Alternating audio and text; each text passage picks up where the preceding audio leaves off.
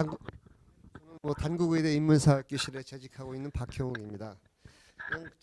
그냥 이력을 좀 말씀드리자면 저는 원래 그 의대를 졸업을 했고요. 의대 졸업하고 나서 예방의학이라고 의료 정책을 전공을 했습니다. 그리고 이제 사법고시를 봐서 또 이제 변호사로 일할 때는 주로 의료소송을 했고요. 이제 아시는 게 이제 김할머니 그 연명의료 중단에 관련된 이제 김할머니 소송을 수행을 했었습니다. 그리고 청와대에서 보건복지비서관실에서 이명박 정부 때 행정관으로 일을 했었습니다. 사실 제가 이제 예방의학 의료정책을 전공한 건 이제 임상의사가 아니기 때문에 모든 임상의사 선생님이 그런 건 아니지만 이렇게 개업을 해서 돈을 벌거나 그러는 거는 아닙니다. 기본적으로 제 문제의식의 출발점은 퍼블릭 헬스. 뭐가 잘 안 들리나요? 예, 죄송합니다. 퍼블릭 헬스 공중보건에서 시작을 했기 때문에 이 의료 분야에 있어서 공익이라고 하는 것이 얼마나 중요하다는 것을 잘 알고 있습니다. 근데 제가 레지던트 때 사실 그때 기억은 잘 못하시겠지만 한 사건이 있었는데요. 서울에 있는 유명한 사립대학의 병원장들이 모두 사기죄로 기소되는 사건이 있었습니다. 사실 그 대학병원의 원장님들은 사실 원로급에 속하는데요. 비교해 보자면 지방에 있는 변호사 회장들이 모두 사기죄로 기소되는 사건 비슷한 걸로 보시면 됩니다. 건강보험과 관련된 문제였는데요. 당연히 이제 중요한 제도지만 공익이라고 하는 것을 구현해 나가는 과정에서 상당한 문제가 있다라는 생각을 했습니다. 사실 의료보장제도는 이제 복잡한데 오늘 말씀드리고자 싶은 내용은 빙산의 일각이란 단어가 있습니다. 언론에서 보도되는 것은 주로 빙산의 일각을 많이 보도를 합니다만 수면 밑에 있는 그 빙산에 대해서 조금이나마 전달을 해드릴 수 있기를 바랍니다. 다음 슬라이드 보겠습니다. 벌써 18년 전 얘기인데요. 조선일보의 김철준 기자라고 영상의학과를 전공을 했죠. 일본에 가서 이제 응급실을 본 겁니다. 삿포로에 갔는데 큰 병원에 가서 이제 응급실을 보면서 환자가 복잡되겠구나라고 이제 예상을 했는데 놀랍게도 하루에 서너 명만 환자가 온다 이런 얘기를 들은 겁니다. 그래서 도대체 이게 어떻게 된 일인가? 왜냐하면 우리나라 대학병원의 응급실과는 너무도 다른 현상이기 때문입니다. 다음. 그 얘기를 들어보니까 119 구급대에서 환자들을 그냥 환자 상태에 맞춰서 큰 병원, 작은 병원으로 보낸다는 겁니다. 더군다나 더 놀라운 것은 이 병원에서 암 수술을 받은 환자가 야간에 감기 증세가 생겨 치료가 필요해도 일단은 중소병원 응급실로 간다. 이렇게 이제 그 병원 관계자들이 얘기를 한 거죠. 다음 슬라이드. 그리고 더더군다나 이 병원에는 20여 명의 전문의가 응급센터 전담 의료진으로 이제 배치돼 있는데 진짜 응급 환자를 위한 진짜 준비다. 그래서 이걸 누가 만들었느냐? 삿포로 시민이 이런 제도의 필요성에 동의하고 이걸 만들었다. 그리고 정부, 주민, 병원 이런 것들이 다 합심해서 이런 제도를 운영하고 있는 겁니다. 다음. 우리나라 바로 작년의 기사입니다. 유명하신 아주대학교 병원의 이국정 교수께서 기대도 희망도 없지만 원칙 버리진 않겠다 이런 기사죠. 그래서 이제 기자가 이런 질문합니다. 이번 연휴에도 집에 못 들어가나요? 금요일부터 어마어마하게 환자들이 몰려들 거예요. 연휴가 제일 무서워요. 36시간씩 밤새워서 근무를 하면 집에 언제 가나요? 같이 일하는 정경원 선생은 1년에 4번밖에 집에 못 간 적도 있어요. 이런 얘기를 합니다. 다음 슬라이드. 그리고 또 2017년에 이국정 교수는 탕류청론이라고 아주대학교 교수신문에 이런 글을 실었습니다. 나는 10억 적자의 원흉이었다. 그렇게 고생을 하면서 환자를 보는데 응급센터에서 연간 10억 원의 적자를 내고 있다. 이런 얘기입니다. 다음 슬라이드. 바로 얼마 전에 MBC 2018년 12월 6일 날 이제 단독 기사라는 이름으로 골든타임 지켜라 달려와도 응급실 문전서 하세월이다. 이런 이제 기사가 있었습니다. 요지는 119 구급대가 병원에 왔는데 응급실에 왔는데 대기하면서 30-40분 길게는 1시간 정도 병원에서 기다린다. 그래서 119 구급대원 내부 게시판에는 주로 국공립의료원과 일부 사설병원에서 불친절을 넘어 막무가내로 대기를 시키는 경우가 많다. 그래서 결국 119 구급대원이 다른 환자들을 또 이송을 해야 되는데 그렇지 못하고 있다, 이런 얘기입니다. 국민들은 이런 언론 보도를 보면서 대학병원에 참 문제가 많구나, 119 구급대원이 제 역할을 못하게 만드는 원흉이구나, 이렇게 이해를 할 가능성이 높습니다. 다음. 그런데 이제 어느 응급의학과 전문의가 저 이제 보도를 보면서 이렇게 페북에 쓴 걸 봤습니다. 119 구급대원에게 경증으로 판단되어 이송 거부를 해본 적이 있냐고 그렇게 물어보니까 다들 고개를 내젓는다고 합니다. 민원이 무서워 감기 환자도 응급실로 데려올 수밖에 없고 또 큰 병원 가자고 하면 갈 수밖에 없다, 이렇게 얘기를 하는 겁니다. 아까 제가 말씀드린 일본의 그 병원하고 병원 응급실하고 비교하면 도대체 우리나라 응급실의 문제가 무엇인지를 좀 이해하실 수 있을 겁니다. 다음. 그래서 응급의료라고 하는 건 의료보장의 핵심적 요소입니다. 그리고 우리 응급환자 전달 체계는 우리나라 의료보장과 의료 전달 체계의 문제점을 극명하게 알려주고 있습니다. 그럼 언론에서는 골든타임을 운운하면서 선량한 119 구급대원과 나쁜 병원, 나쁜 의사의 대립으로 프레임을 짜서 전하고 있죠. 이런 기사를 보면 다 국민들은 흥분하게 되어 있습니다. 의료 보장이라고 하는 것은 경제적 능력과 관계없이 적절한 치료를 받을 수 있게 하는 거죠. 의료 보장의 확충은 필연적으로 수요 증가 혹은 도덕적 해이를 야기하게 됩니다. 그래서 이런 문제를 합리적으로 해결해야 되는데 이에 대한 책임을 오로지 병원과 의사에게 전가했을 때 그 문제가 제대로 해결될 수 있을지 의문입니다. 우리나라 응급의료법에는 응급의료의 거부 금지, 응급의료를 거부할 때 처벌한다는 조항이 있습니다. 이러한 법 조항이 있는데 왜 우리나라 응급의료 시스템은 제대로 돌아가지 않는가, 이런 질문을 던져야 할 때입니다. 다음. 일본의 진짜 응급실에는 어떤 의료 정책이 있을까? 어떤 시민이 있을까? 어떤 정부가 있을까? 이런 이제 질문을 던져봅니다. 첫 번째, 환자의 액세스권을 제한한 겁니다. 근본적으로. 이걸 의료인이 만든 게 아니죠. 일본의 시민사회, 정부가 협력해서 이런 시스템을 만들고 운영한 겁니다. 두 번째, 응급실 운영에 대한 재정 지원이죠. 일본은 20여 명의 전담 전문의를 두고 이들이 하루 3, 4명의 환자만을 진료하고도 운영이 되는 겁니다. 이국정 교수 케이스가 이제 일반 오해하시면 착하고 훌륭한 의사고 다른 의사들은 돈 많은 나쁜 의사, 이런 프레임으로 바라봐서는 이 문제를 해결할 수가 없는 겁니다. 응급의료를 넘어서 의료 보장이라고 하는 것은 환자의 액세스권을 제한하지 않고는 지속 가능하지 않습니다. 어느 나라든 마찬가지입니다. 다음 슬라이드. 그 영국의 얘기인데, 영국 우리나라 의료 정책을 하시는 분은 굉장히 좋은 제도로 소개를 하죠. 좋은 제도는 맞습니다. 금년도 7월달에 이제 가디언지에 나온 건데요. 수술을 기다리는, 일반 진료를 기다리는 게 아니라 수술을 기다리는 환자가 430만 명이다. 수술을 기다리는 사람이 이 정도 된다는 건요, 일반 진료를 기다리는 사람은 굉장히 많다는 의미입니다. 그리고 더더군다나 6개월 이상 수술을 기다린 사람은 21만 명이다. 이런 기사가 있습니다. 다음. 그래서 이제 영국의 제도를 이제 요약을 하면서 의료 보장이라는 게 어떤 문제를 갖고 있나를 말씀을 드리면요. 내셔널 서비스는 영국의 의료 제도를 말하는 건데요. 의료 보장 제도. 모든 국민에게 의료 서비스를 이용 시점에서 거의 무료로 제공을 하는 겁니다. 굉장히 좋은 제도죠. 가난한 사람도 치료받을 수 있는 좋은 제도입니다. 그런데 이 경우에 반드시 문제가 발생을 하는데 수요가 증가하게 돼 있습니다. 많은 사람들이 이제 공짜로 의료 보장을 받다 보면은 수요가 증가하죠. 그럼 이 문제를 어떻게 해결할 것이냐?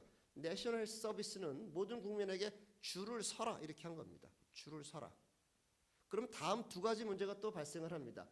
누가 어떤 기준으로 줄을 세울 것인가? 그리고 마음이 급한 국민은 어떻게 할 것인가? 바로 이 두 가지 문제에 대한 해결책이 또 있어야 되는 겁니다. 그래서 내셔널 서비스는 이 줄 세우는 임무를 관료가 아닌 1차 진료 의사의 의학적 판단에 맡긴 겁니다. 이를 게이트키핑이라고 표현합니다. 그리고 마음이 궁한 국민은 어떻게 해야 되나? 개인 부담으로, 네 돈으로 해결해라. 이게 이제 두 가지 해결책인 겁니다.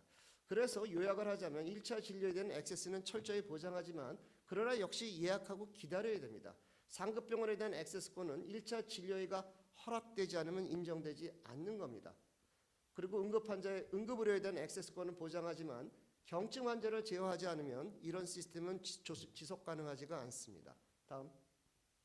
자, 문재인 케어입니다. 2017년 8월 9일 날 모든 의학적 비급여, 미용, 성형 등 제외하고 건강보험이 보장한다라는 아주 놀라운 이제 선언을 하고 있습니다. 다음 슬라이드.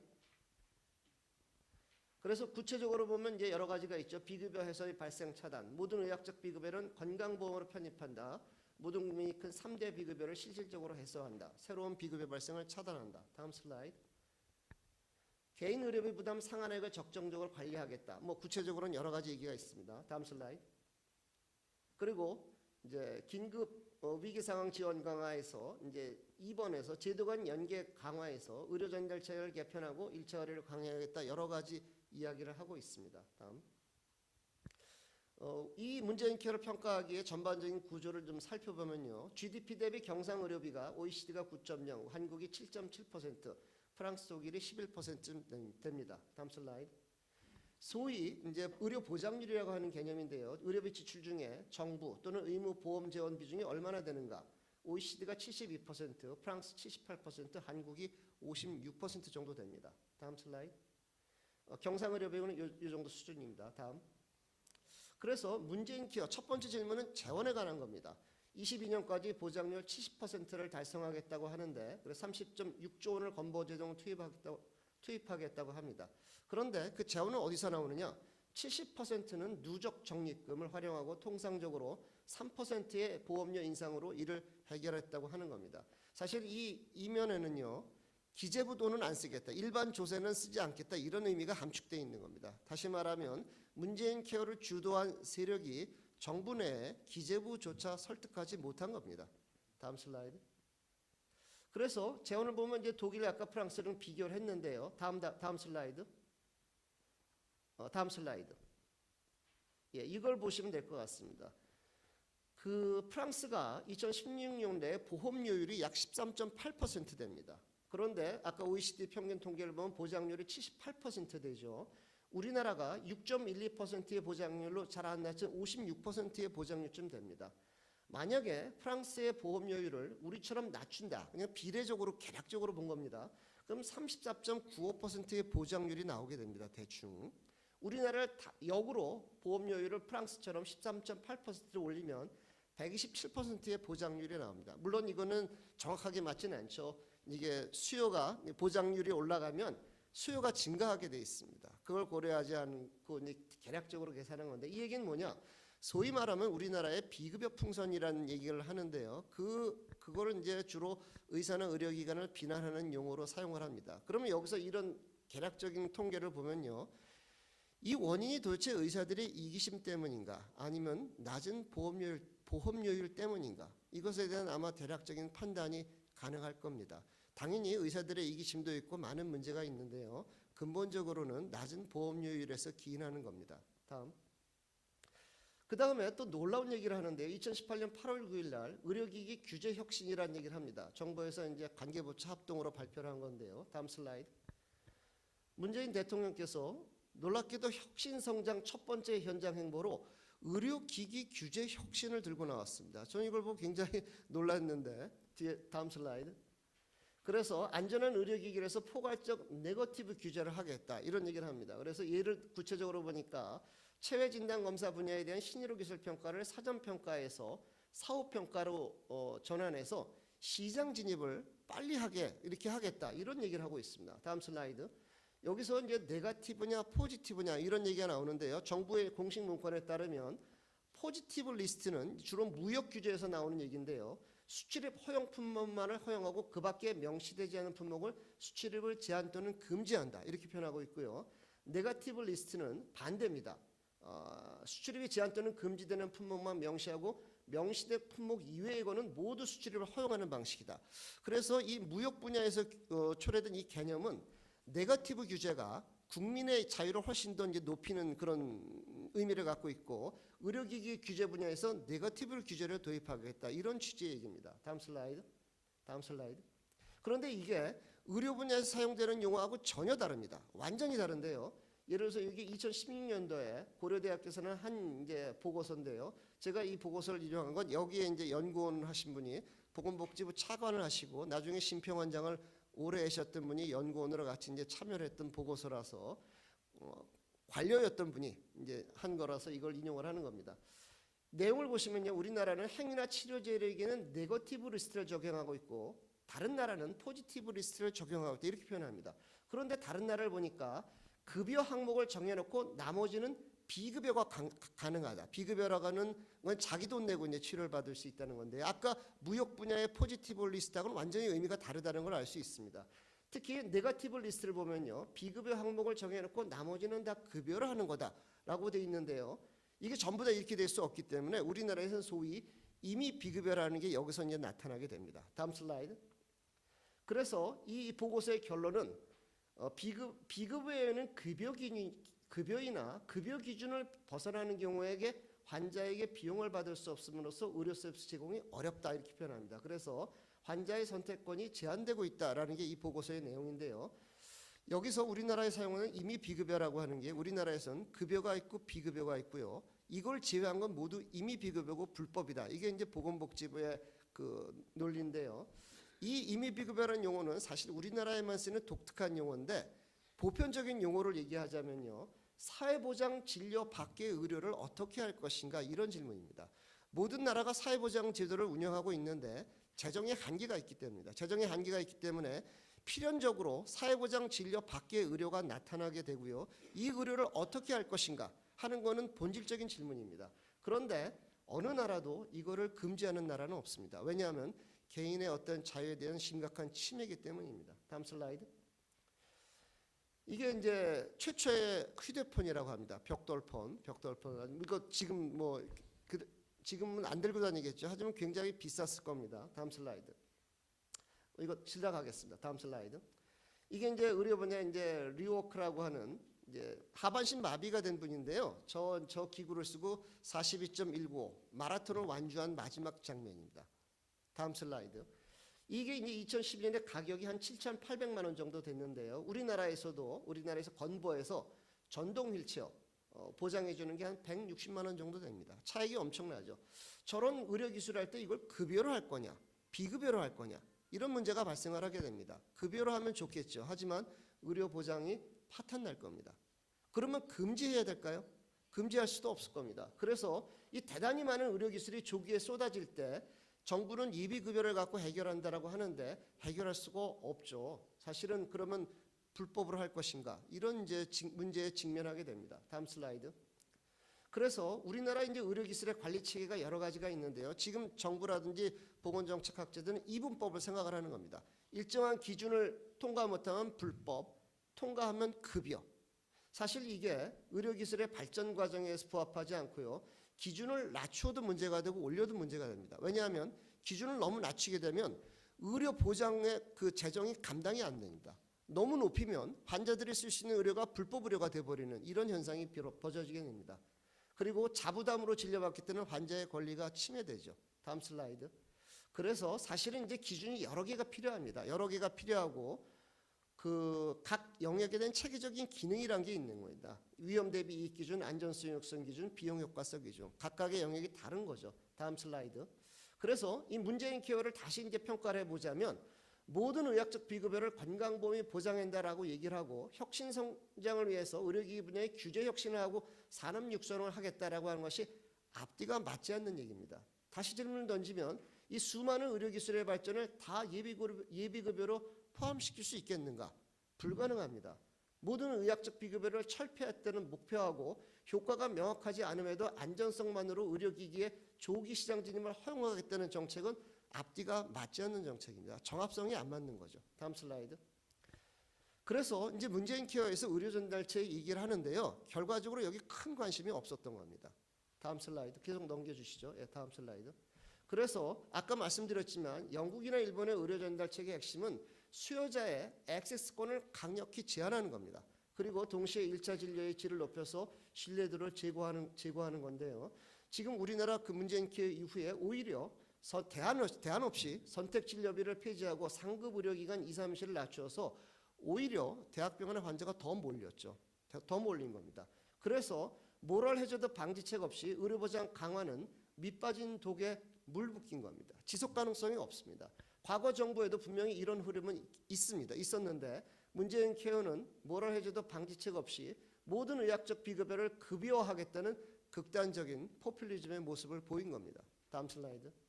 자, 또 중요한 부분인데요. 문재인 케어 사실 레토릭이 국민을 속인 겁니다. 예를 들어서 모든 의학적 비급여를 다 보장하겠다. 물론 이제 작은 것으로 미용, 성형 등을 제외하겠다고 하는데 언론에서는 당시에 속보, 문재인 케어 시동, 30조 원 투입 비급여를 전면 폐지하겠다. 이런 식으로 이제 했습니다. 다음 슬라이드.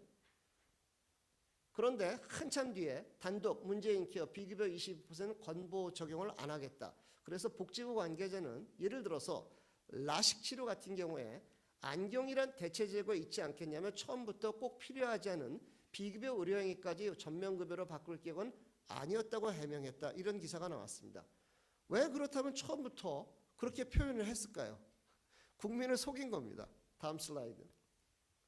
그래서 문재인 케어의 과도한 표현 때문에 국민은 비급여를 모두 보장해 주는 것으로 이해하기도 하는데 해줄 수가 없는 겁니다. 그래서 문재인 케어는 두 가지 표현이 있는데요. 앞부분에 모든 의학적 비급여를 보장하겠다라고 하는 건 청와대의 표현인 겁니다. 청와대의 표현이고요. 복지부는 이런 문제를 갖고 고민한 겁니다. 그래서 복지부는 그래서 우리 70%만 보장해 주겠다 이렇게 표현한 겁니다. 사실은 이 앞과 뒤는 맞지가 않는데요. 이게 국민에게 오해를 불러일으키면서 결국 현장에서 환자와 의사의 신뢰를 파괴하게 됩니다. 다음 슬라이드. 의료보장 제도로 만들려면 어떻게 될까? 사실 아직 근원적인 질문인데요. 2018년도에 호주에 근무하는 우리나라 교포 의사인데요. 호주의 의료제도를 소개하고 있습니다. 긴데요. 내용을 요약하자면 이런 겁니다. 환자가 의료기관에 가서 진찰을 받는데 진찰을 받고서 일단 진료비를 냅니다. 그래서 한 3만 원 정도를 내는데요. 어떤 의사는 전문의는 한 5만 원, 6만 원 정도의 진료비를 냅니다. 그리고 영수증을 갖고서 자기가 공단, 보험자에 가서 그 진료비를 받는 겁니다. 그래서 이제 이런 제도를 갖고 있죠. 다음 슬라이드. 그런데 예를 들어서 백내장 수술처럼 이런 거를 갖다가 자기가 진료를 받을 때 공공의료기관에서 이용을 하면 공짜로 받는데 거의 6개월 이상 기다려야 되는 겁니다. 하지만 자기 돈 내고 사립병원에서 받을 때는 빨리 받을 수 있지만 자기가 이제 부담을 하죠. 기본적으로 서구의 의료 시스템이라는 게 이렇게 퍼블릭과 프라이셋, 상호 존중, 상호 역할을 인정하고 있는 시스템인 겁니다. 다음 슬라이드. 우리나라는 이제 잘 모르실 수도 있는데요. 요양기관 강제 지정 제도라고 해서 모든 의사나 의료기관은 이제 보험 환자를 봐야 됩니다. 그것에 대해서는 위헌 소송이 들어간 적이 있었는데요. 헌법재판소에 이렇게 얘기를 하고 있습니다. 사회보장, 우리가 이제 사회보장은요, 가입자는 강제로 가입을 시키죠. 강제로 가입을 시키도록 되어 있습니다. 그래서 이제 이 문제를 보면서 여러 나라의 제도를 살펴봅니다. 살펴보는데 사회보험 방식을 취하는 선진 외국의 의료보장을 보더라도 요양기관을 강제로 지정하는 나라는 없는 것 같다. 없다. 이렇게 일단 사실 인정을 합니다. 그런데 왜 우리나라에서는 요양기관을 강제로 지정해야 되느냐? 이렇게 설명을 합니다. 다음 슬라이드. 우리나라 공공의료기관이 너무 작다. 그렇기 때문에 강제로 지정하지 않고서는 이 보험제도를 운영할 수 없다. 이게 이제 그 헌법재판소의 판단이었던 겁니다. 그런데 아까 좀 전에 말씀하신 호주 제도를 보거나 프랑스도 비슷한 제도인데요. 강제로 지정하지 않으면 보험제도를 운영할 수 없냐? 전혀 그렇지 않습니다. 전혀 일단 사실관계가 다르고요. 더 중요한 건 바로 이 문제입니다.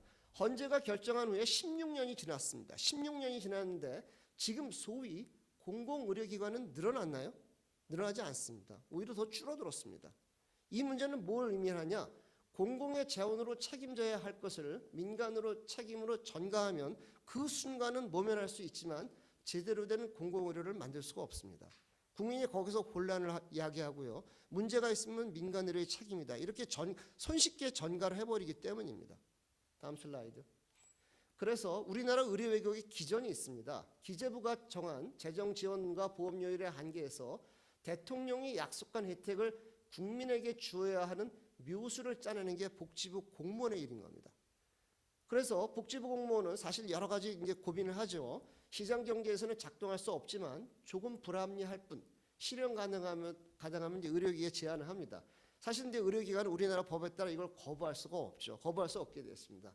그래서 사실상 강제로 협상이 이루어지고 의료가 조금씩 왜곡이 되는데 정권이 바뀌면서도 이런 일이 계속 반복되는 겁니다. 다음 슬라이드. 비교 제도론적으로 봤을 때 우리나라의 건보제도는 가입자와 보험자 사이의 의료기관을 강제로 끼워놓고 수많은 의무를 부과하면서 중충의 규제로 운영되는 제도입니다. 이런 제도 속에서는 관료 중심의 제도, 규제 위주의 제도가 될 수밖에 없고 속으로 곪게 되어 있습니다. 그러나 국민은 일단 싼 의료를 좋아하죠. 결국 비급여 풍선을 야기한 관료와 관변 정책가들이 불합리한 규제를 거부할 권리가 없기 때문에 의료기관들이 순응하면서 또 거기서 여러 가지 부작용이 발생을 하게 됩니다. 문재인 케어가 바로 그런 정책의 정점에 있는 제도라고 할 수 있습니다. 다음.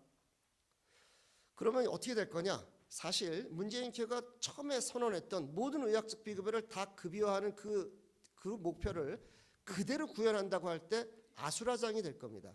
복지부 공무원이 이런 걸 모를 리가 없습니다. 그렇기 때문에 복지부가 속도 조절을 하게 되고 아까 말씀하신 70% 보장하겠다 이런 얘기를 하는 겁니다.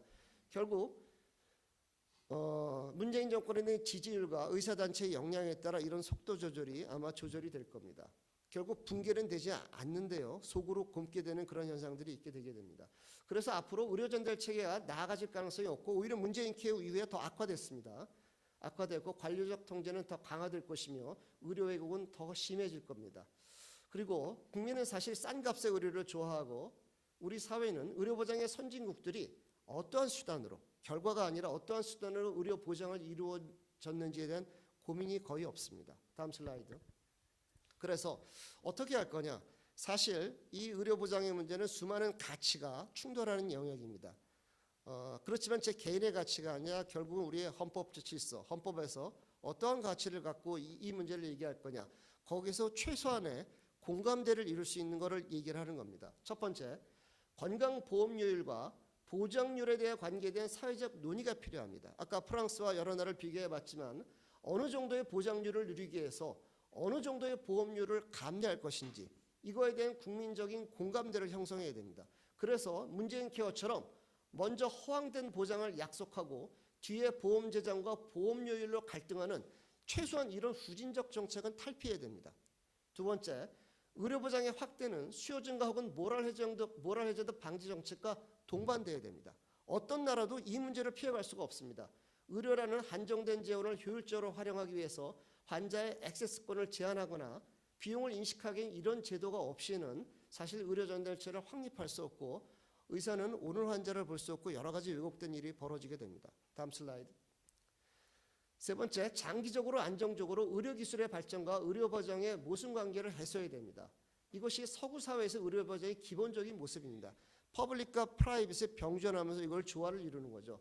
그렇기 때문에 현재 그 이분법적 관리체계 예비급여 제도로는 여기에 감당을 못하게 되어 있습니다. 감당을 못하고 결국 나오는 거는 일부를 인정하면서 생색을 내주는 것처럼 하지만 수많은 것은 또 불법 의료의 범주로 들어가게 되어 있습니다.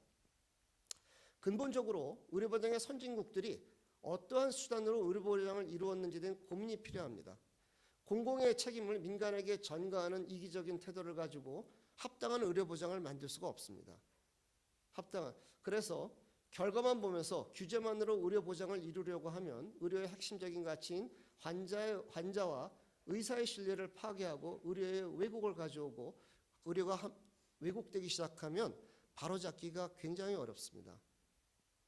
언제까지 이국종 교수 같은 그런 의사가 나오기를 기대하면서 우리나라 의료보장의 문제를 해결하려고 하는지 답답하고 사실은 이런 문제가 의사들이 얘기한다기보다는 아까 일본의 삿포로 병원의 응급실처럼 일반 시민 사회에서 이런 문제를 제기하고 문제를 해결해 나가려는 그런 사회가 되었으면 소망합니다. 이상 발표를 마치겠습니다.